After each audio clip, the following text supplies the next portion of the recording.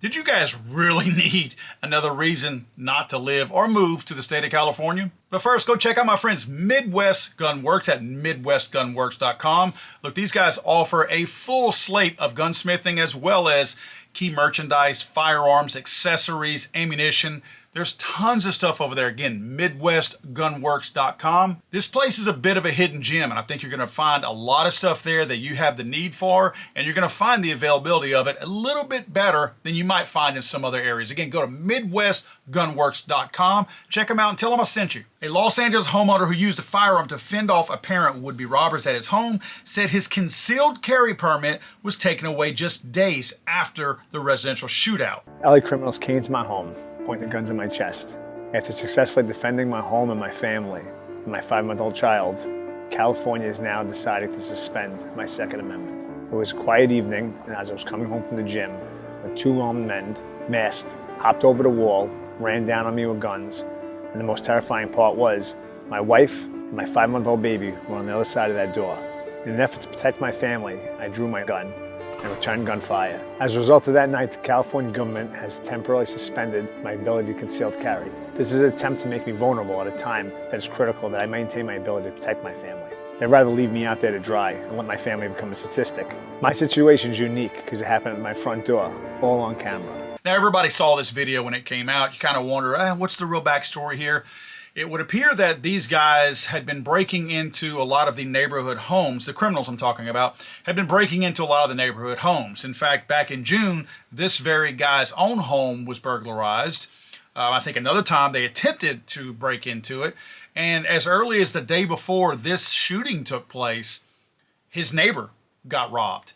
So obviously everybody was kind of on pins and needles around here, worried that, okay, people are targeting. In fact, I believe they even mentioned that a Dodge Charger with no license plate was one of the pickup vehicles or getaway vehicles, bringing the criminals and thugs to the area and picking them up, obviously. So we all saw the video. We saw it, several times. We kind of put ourselves in those shoes in a lot of cases. The guy throwing the tea at the guy that already had a gun drawn on him. I mean, that's risky, but look, I admire the guy for the bravery of, you might call it stupidity, you might call it bravery. I guess it depends on who's behind the barrel, at that point. But he valued what was behind that door more than the thug did with the gun. Now, not that we needed a reason to know that California is a tyrannical anti-gun state. We all know that. Come on, really? When you think of that, I know you're thinking usually in anti-gun states, you're thinking of Massachusetts, New York, New Jersey, places like that. But California's got to be at the top of your list. It's the top of mind for sure. Why did this guy get his concealed carry permit revoked from him? First of all, he didn't need one. He was on his property. In fact, the news article that I read made mention that the state of California gives you permission in your own home and on your property to have a firearm. Whatever. But nevertheless, this guy now is going to be rendered defenseless outside of his home. Now, can he still have his gun inside the area where he used it? Yes, he can. So he's still going to have his protection there. And I'm sure he's still going to utilize it as needed. But this guy's clearly on the radar. Everybody, the criminals in the area know who he is. They knew who he was. They obviously can identify his house. Now they know that outside that door, outside that gate, outside that wall, he is going to be defenseless. And they're mad at him. Obviously, heck, they shot back at him, which is very unusual for a criminal to do, is shoot back during a burglary like that. Especially since they didn't shoot the first time when the guy had the muzzle in his back. And then he turned around, threw his tea at him, and then started shooting at him. You would think that if the guy didn't shoot or fire the gun then, the criminal I'm talking about, that he would not have tried to return fire once fleeing and then turning around and shooting back. Very unusual circumstance there. I was really surprised to see that. But nevertheless, obviously these guys are brazen and they don't care. It would not shock me to see them wait for this guy outside of his car area or outside of his home area and try to bum rush him and gain access to that whole area again that they so badly wanted to get to. Now, why did he get his concealed carry permission from the state of California stripped from him? Well, it would appear that 3 days after the LAPD did a really sloppy investigation of this burglary attempt and this shooting, that they went back over to his house. And at that point, the homeowner was very, let's just say, vocal and voiced his displeasure with them loudly. So they told him that they were revoking his concealed carry permission because he yelled at them. That's right. Because he raised his voice to these people, didn't raise a gun to them, didn't threaten to beat them up. He raised his voice. He had an elevated tone. So they took his concealed carry permit from him. I'm not sure if you understood what I just said. He didn't lunge at them. He didn't spit at them. He might have given some ugly eyes. And he raised his voice. So that's the official reason they have for stripping him of his right to defend and protect his family. That's another reason not to move to this state. Because in all these cases, it starts at the top. You have a police department who felt comfortable saying that. Let me be very clear here. People usually reflect the leadership at the top. They typically will.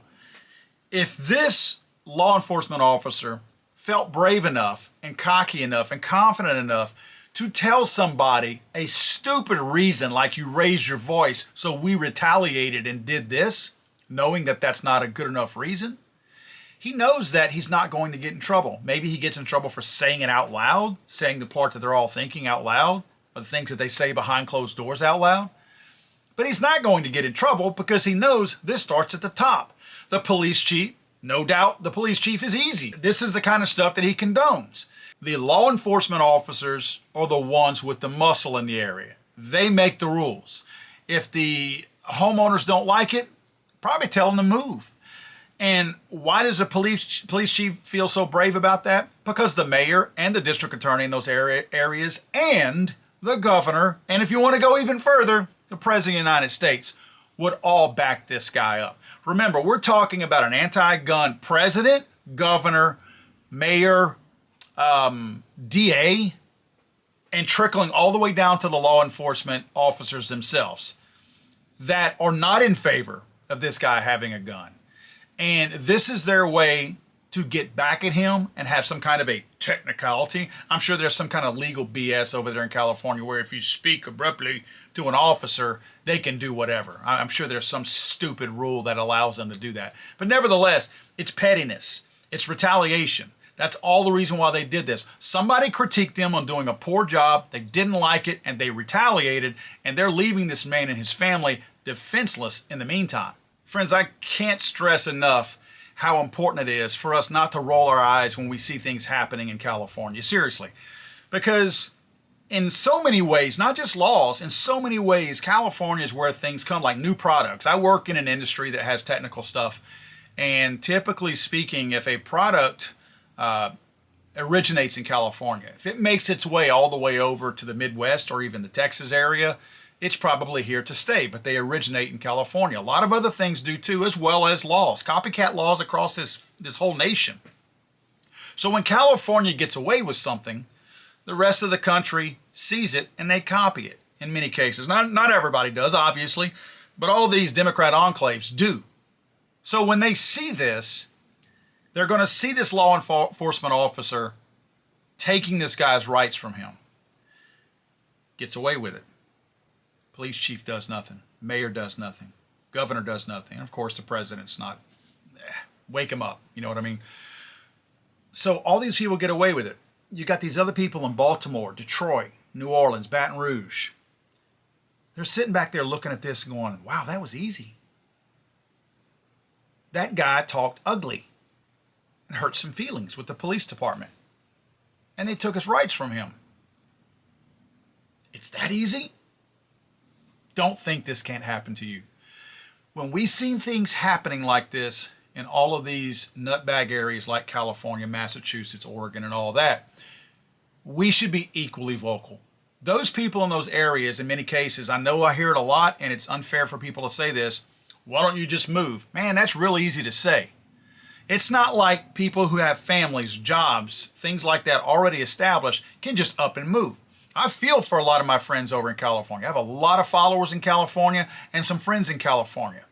And I feel for them because they don't have the luxury of just uplifting their whole family, dragging them across the country to a free state and setting up a new place to live. It's not that easy. So I feel like when states like this gentleman having his rights taken from him, we should be equally outraged. Instead of dismissing it as, oh, that's just California doing California stuff again, I feel like we should be equally vocal. And that's why I wanted to put this video out, because while it's easy and quick to dismiss something like this, it's easy to say, just get out of California.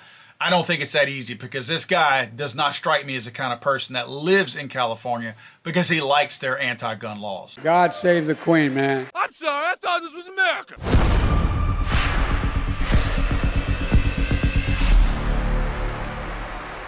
He's over.